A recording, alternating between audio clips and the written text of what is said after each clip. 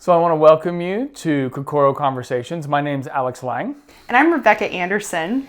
And today we're going to be talking about the concept of watershed moments. Now, if you look up that word, watershed moment, what you will see is that it's a moment in history that happened and really changed the trajectory of history.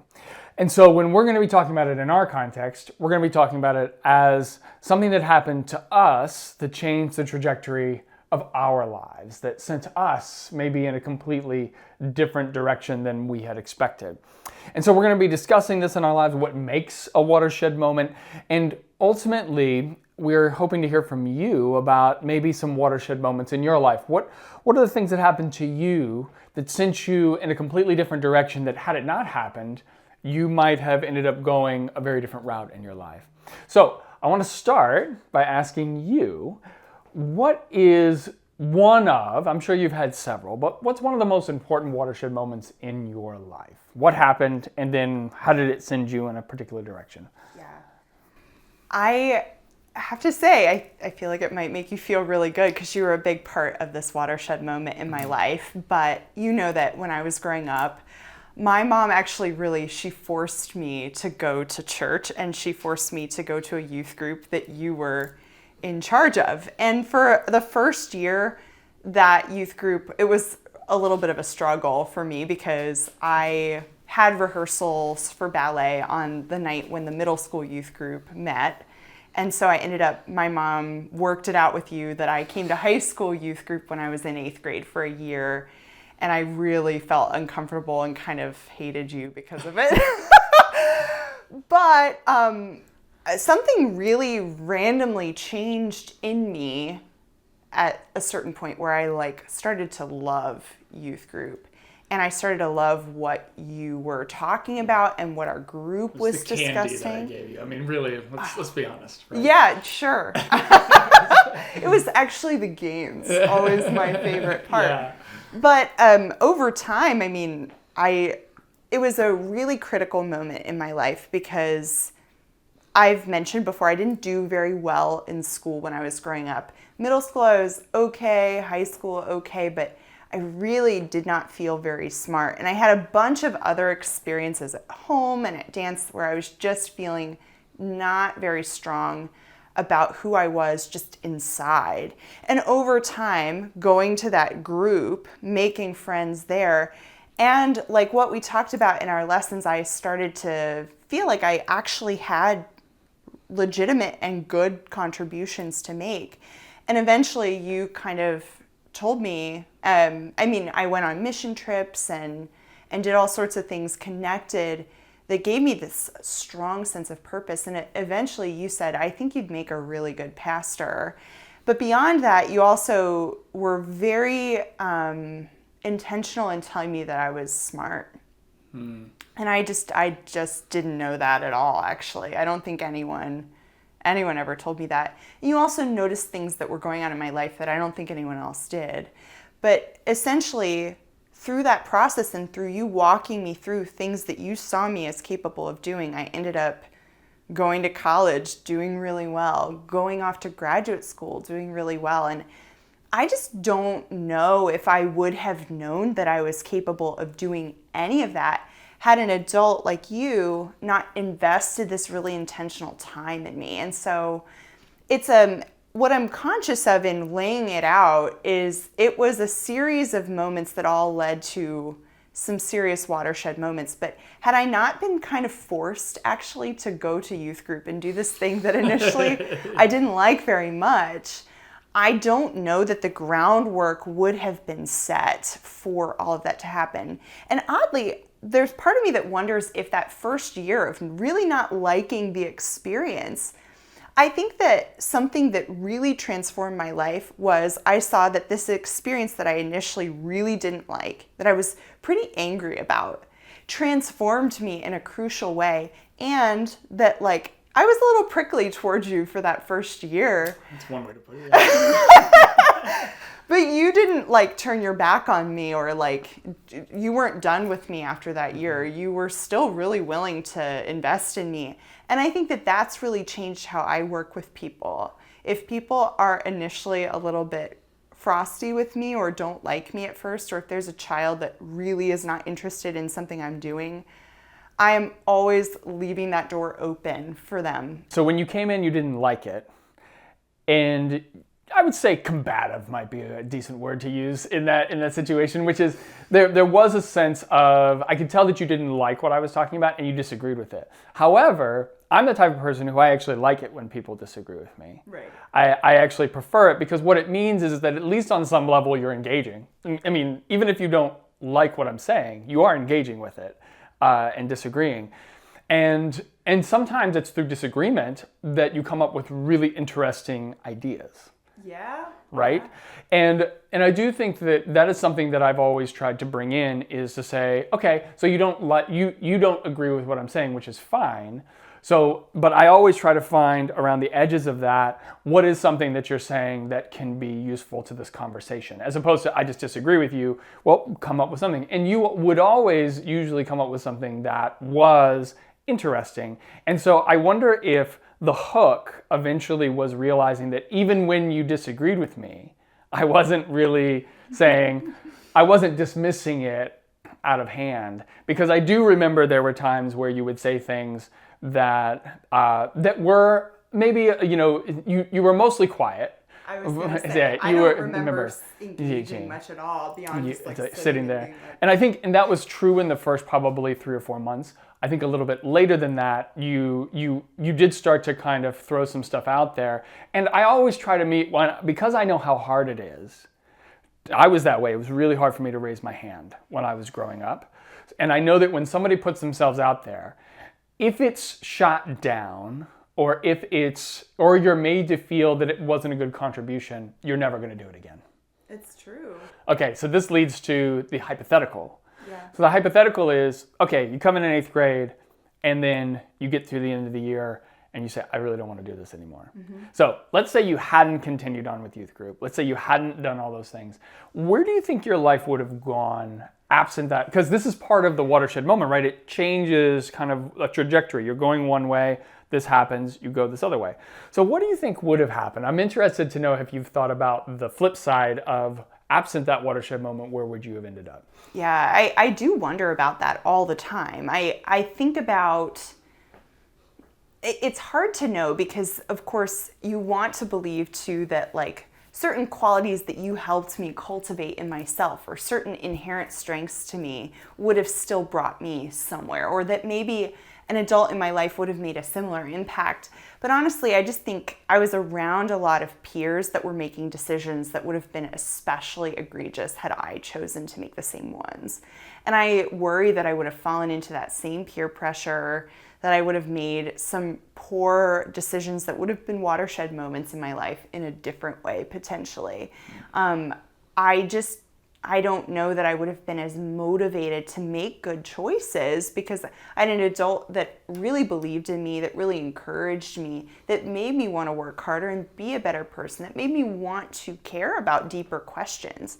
And when you care about deeper questions, I think the reality is you care about things that are beyond the tangible. And so you care about like living a life that is meaningful. You care about, in some ways, sometimes I was like, I would think in these terms, like I wanted to make you proud at certain points. A lot of the time, I still want to make you proud, you know? It's why you're here doing this. Exactly. Now everybody knows. I'm just trying to get my gold star from Alex, as always.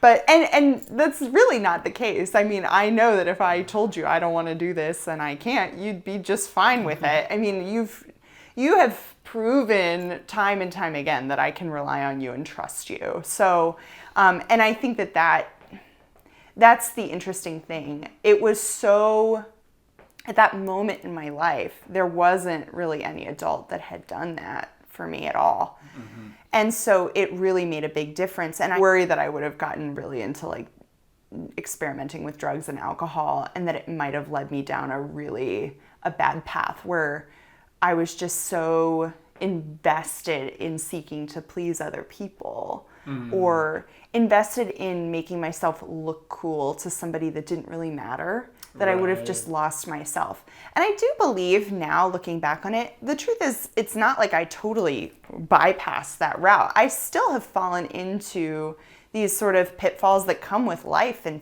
figuring it out. But you have the tools to A, recognize that, and B, dig yourself out. I do think that's insightful, because I mean, I would say, and this is interesting, and I'm going to ask you to do the same for me when I talk about mine, but I think that you're not wrong to go down the road of saying, would I have become such a people pleaser to the point where I would have actually ruined or hurt my life to the point where I may not have been able to dig myself out? I think that's possible, because the interesting thing is that your strength right now has come from being able to determine, to see a situation in such a way that you are able to say, there's something, you intuitively know there's something wrong here. Mm-hmm. And I think that came from years of building up that confidence and building on previous knowledge. Now, you take all that away, which came from that watershed moment.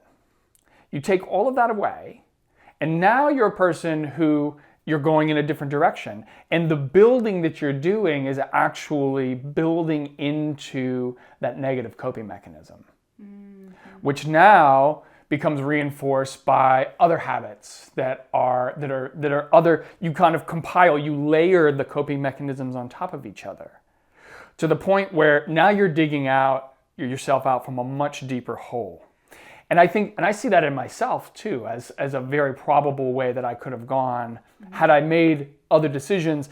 And I think the nice thing is you have less layers to remove from yourself at this juncture because of the way that you, and I don't think that the credit is really always due to me. It's due to you also taking initiative.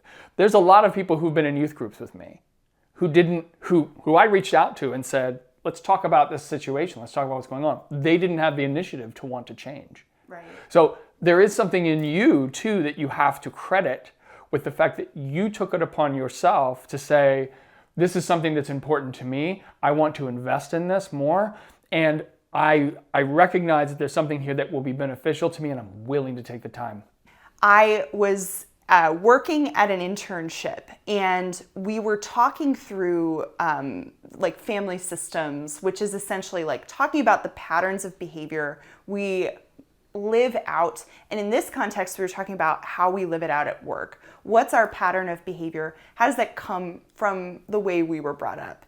And I was sitting there, and my supervisor, who I have like the utmost respect for and just see as somebody who's really also done her work, she's like, oh, and you know, essentially like I fall into this pattern of behavior where I go and I come in and I try and rescue my family. I try and make sure everybody's okay. And then I realize what I'm doing wrong, and I have to kind of pull out of that pattern again. And I can remember I must have like in that meeting went like, oh my God.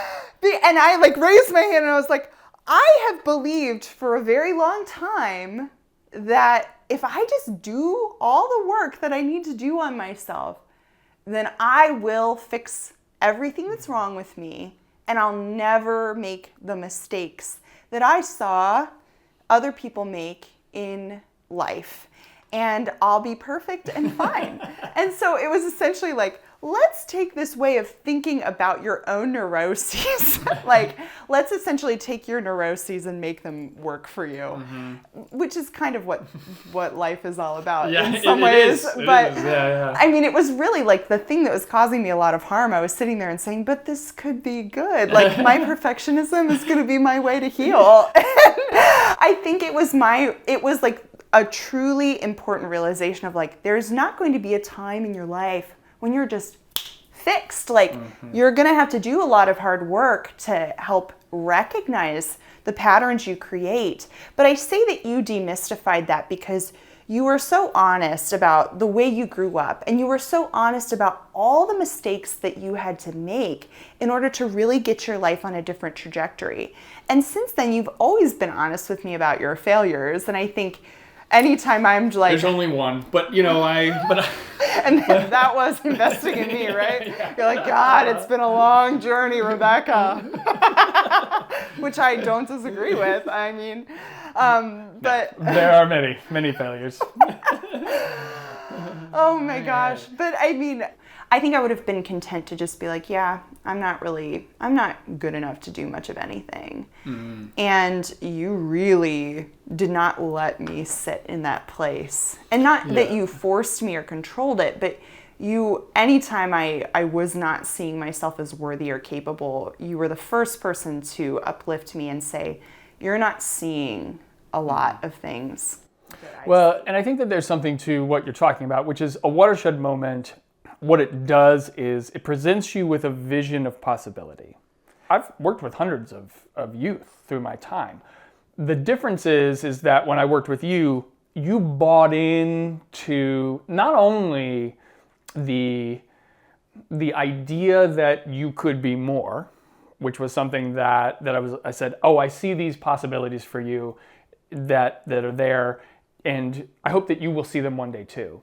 But you also bought into the idea that vision was something worth investing in. And that actually is two different things. It's one thing to sit there and say, like if I said to you, oh, you have a real propensity, which I did say, you have a real propensity for being able to learn all types of religious facts. You were like a sponge when it came to that. Now, I do think that a big reason why that happened was not that it was religious information, actually. I think it was because it was a safe environment, and the safe environment allowed you to put your guard down, and your brain said, okay, this is all right? I'm not going to get attacked. I can think through things.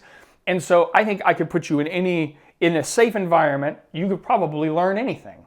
It's just a matter of you have to feel like it's okay. So coming to you and saying, you have this capacity that you don't see for yourself, you're a BC student, right? You could do much better under different circumstances. So you could have sat there and said, oh, that's nice. Okay, you see that in me, that's wonderful. Now that's different from taking that and then saying, okay, let's apply that now in my life, which you did in college. You went to college and you said, all right, let's see what we can do here. And so it's, in a sense, if you think about it, you reinvented yourself in that environment. What changed? You were the same age. There was 3 months between when you graduated and when you went to college. Not much time, maybe even less time than that. And then you come into this place and you completely change the entire way that you functioned in school. And how did you manage to do that? You managed to do it because you sat there and said, okay, I've been told I am this one way. Now I'm going to live into that. And I think that is probably, whether you realize it or not, that is rare. It is hard for somebody to take a version of themselves that they are not and then literally fake it till they make it, right? I mean, essentially come along and say, I'm gonna do this. I'm gonna be an A student. Most people who haven't been A students, if they didn't do it before, they're probably not going to do it now. So I do think there's a lot that comes along with it, that a watershed moment requires of a person more than just, oh, this is a really interesting realization. Yeah. It requires some internal changes that absent those, you wouldn't be the person who you are today. I can remember being told by a youth that I ended up working with years later. I had pulled him aside at a youth group because there was a child who was behaving like a crazy person. He was really off the walls, and this kid lost it, understandably, and he yelled at him and kind of called him a name. And I pulled him aside and I was like, I need you to understand, it's totally okay that you're angry. This kid is being nuts. But how you choose to respond, you actually have a huge impact on everyone in our group, because a lot of people here really look up to you. And so I don't want to put more responsibility on you than you deserve. You're only responsible for your own behavior. But I do want you to just know from me, as somebody who's an adult watching this, I need you to know that your behavior, it really does change how other people respond here. And so I just want to ask you, you're a very mature person, and I just want to call on you to not fall into that behavior of yelling at this person. And his dad pulled me aside a couple years later and was like, our son, he really started to change at this point. And I asked him, what was it that changed you? And he was like, well, Rebekah pulled me aside and she told me this. And when I tell you, I didn't remember. I didn't remember even telling him that. And then as his dad explained it to me, I was like, oh, I do remember this day. But it was something so small and insignificant that made a huge difference. And so kind of paralleling so many other conversations we've had, yours, what you did for me was a watershed moment that happened. It unfolded over a time. Yeah. But it was often these small moments that all kind of built up that really contributed to a big change where I think, I don't know where I would be. I really, and I know my parents have said the same, where they're like, yeah, we don't really know what would have happened to Rebekah if it wasn't for Alex. So, yeah. I've had a lot of watershed moments in my time. Probably the one that I come back to that I talk about most often was my Latin teacher, and I think that there's some nice parallels with what you went through, which is that when I was in school, because our school was very small, it's not like a larger school where you might have for your language, you might have a teacher who teaches you, first and second year, and then a third and fourth year teacher kind of thing. So our high school was so small that we began in 8th grade in high school. So that's how small we were. They just didn't have very many people. So when I went, you have a choice of languages, you have to take a language. I chose Latin simply because everybody said, all the best students take Latin was really what it came down to. And it's very difficult and it's very challenging. I was really not very good at it, but I stuck with it because she had very high standards. I thought maybe I'll go through year 3. I didn't know if I would end up doing the APs because we actually had the option to do 2 years of AP. Yeah.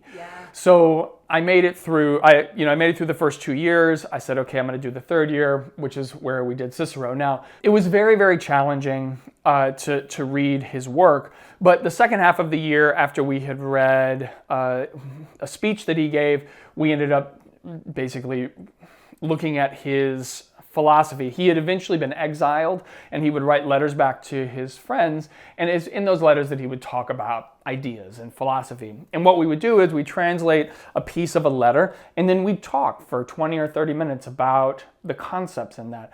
And it's kind of what I did with you guys. I mean, that is essentially, it's a model of what I ended up doing when I would run a youth group. We'd talk about a text in the Bible. I'd try to explain it to you the best I knew how, and then we would work together to try to derive a meaning.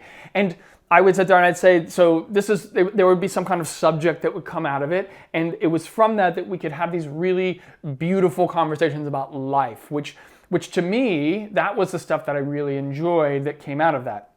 The watershed moment, however, was when we had translated a section about him talking about education and learning and what is the point of learning.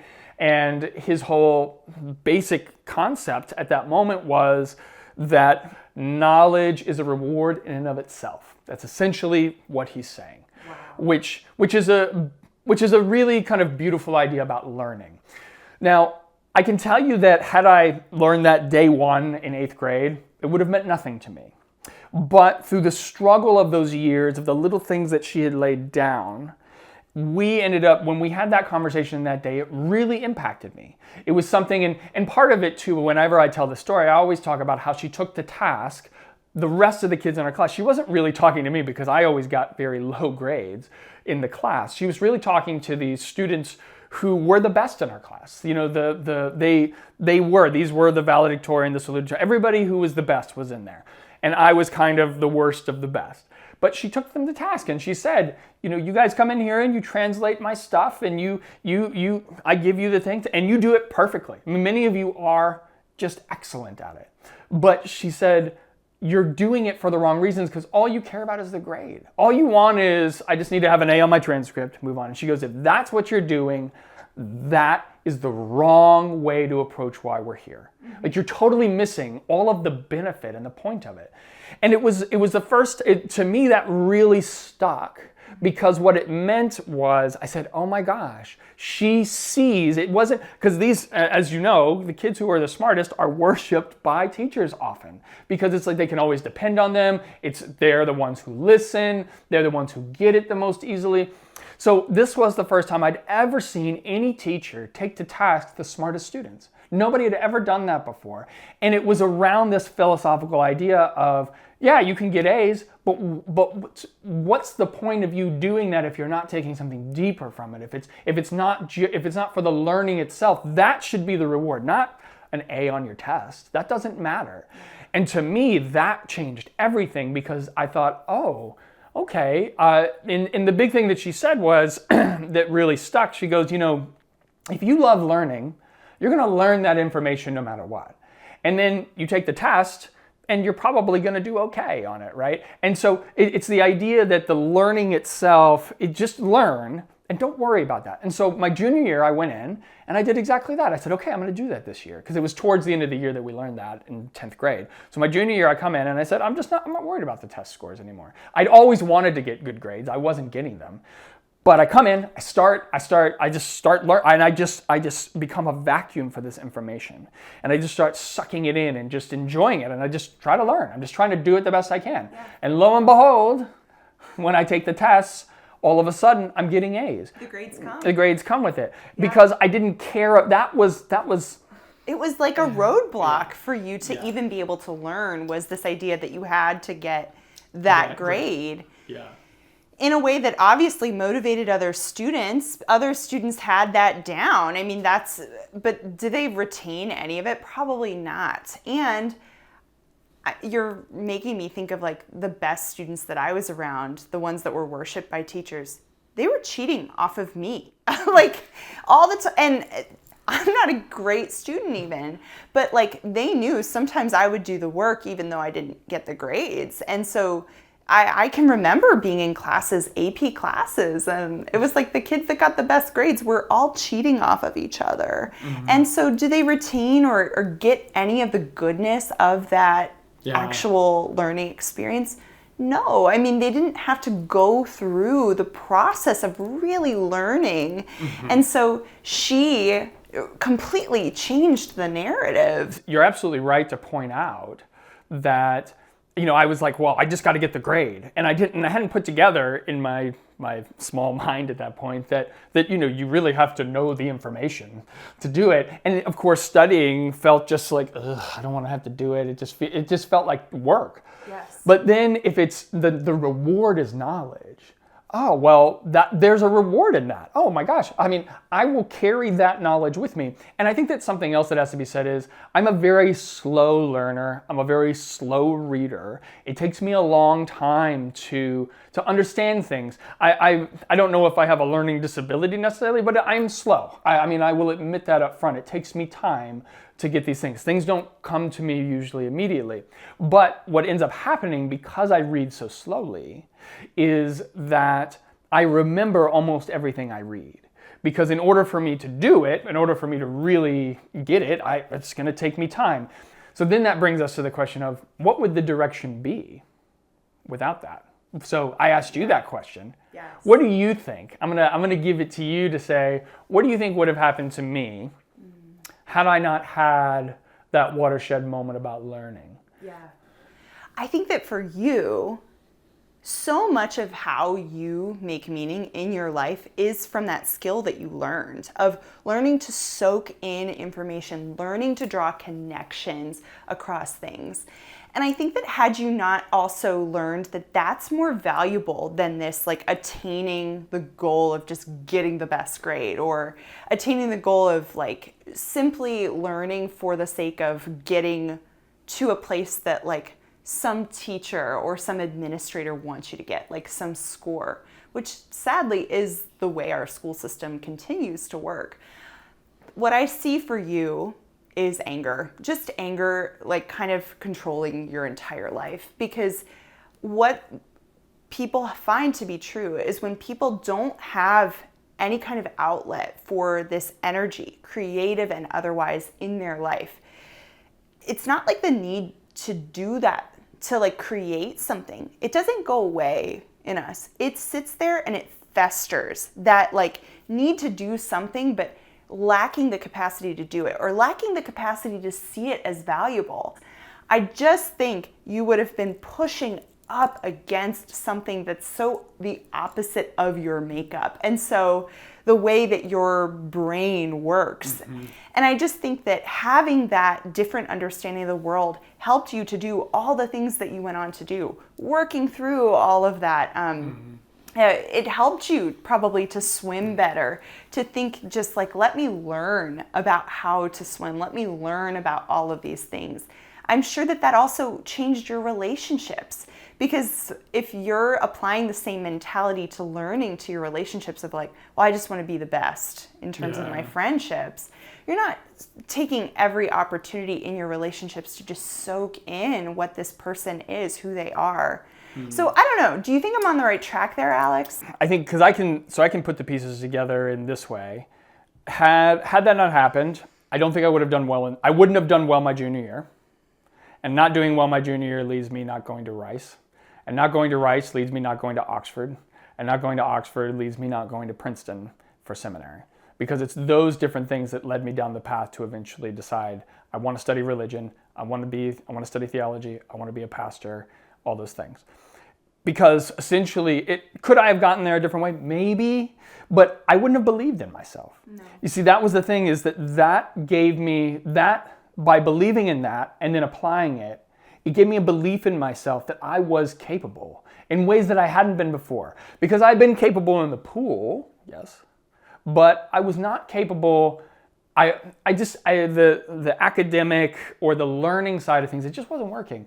And I wonder if I would have ever believed in myself. The way that positives often happen, and it can happen in an instant, it can happen with a moment where somebody comes in and does something, but more often than not, I agree with what you said, which is that it is a building over time. Mrs. Merrill meant so much to me in a big way because I had the opportunity to be with her year in and year out, and she had a level of integrity and a level of expectation that no other teacher I ever came across had. She expected the best from you every day. And then she rewarded that with these opportunities to talk about things that nobody ever talked about. I can tell you, nobody ever talked about life in school, ever, with it. With any of those subjects. They could have talked about life, but they chose not to. They said, okay, well, you're in science. Learn the science. Did you do it on the test? Great.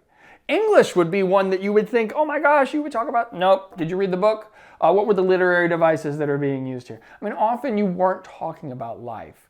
All the building, all the kind of little bricks and layers. And she told me I was probably one of the few people, maybe the only person, who ever really believed that and took that in. In the same way that I say to you, I've had hundreds of youth. You're the one who took it on yourself.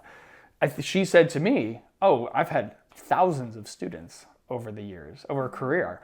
And she said, I don't know of many people who that really impacted them. And I point this out because I think that's something that I want anybody listening to this to understand, is that whatever your watershed moment is, usually it's a compilation of two things, in my opinion.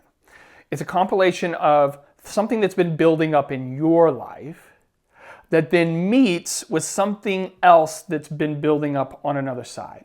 So the question is, when it came to our situations, both of us had people on the other side who were with us continuously, and they had continuity with us over years. Now, sometimes when this happens to us, the person on the other side of it just intersects with us for a moment. So it's kind of like this whole idea of we're coming like this and we just cross paths. And that can happen. But I think that more often than not, it is a building on both sides that meets at the right moment. Would you agree? Absolutely. There has to be almost a receptivity on both sides, where the person who's experiencing the watershed is at a critical moment where they need it for some reason. And the person on the other side or the circumstance on the other side is such that it causes a reaction. So it's like we always talked in science about a catalyst.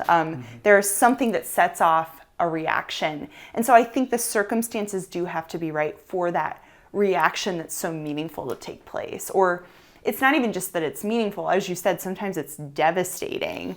But, sometimes the circumstances do have to be just right for the reaction to take place that changes a trajectory. Yeah, you do. You have to be in the right place for it. You have to be listening. You have to have been prepared for it. You have to be willing. And that's a lot. And I think that's why these watershed moments, they only happen a couple times in your life. Yeah. Where they really make a big difference. And it's not to say that I think we can have mini moments throughout. You can have these mini little realizations as you go. Yeah. But the big ones, the ones that really kind of shift you and change you. And another one for me would be therapy. Almost losing my job when I'm in an internship because I'm just so out of control. That was a moment that changed my life completely, because had they not interceded, had they not said, we see you're struggling and you need help, go do this. That's really important. That happened when I was 24, 25 years old, right? When that happened. So, I had this moment when I was 15.